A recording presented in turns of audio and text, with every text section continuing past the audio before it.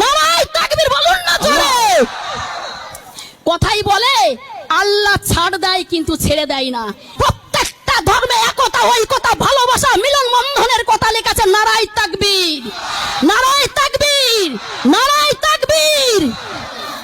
আমরা এই ভারতবর্ষের মাটিকে রক্ষা করার জন্য যদি আমাদের হিন্দু, মুসলিম, শিখ, ঈসাই প্রত্যেককে রক্ত দিতে মাটি আমরা ভিজিয়ে দেব, তবু আমাদের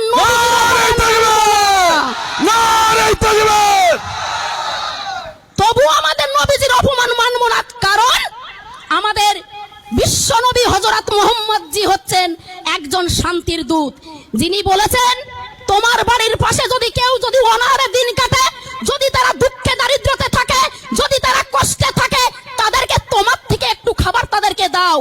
একেই বলে নবীজির আদর্শ। আমাদের নবীজি বলেছেন তোমরা সবসময়ের জন্য শান্তি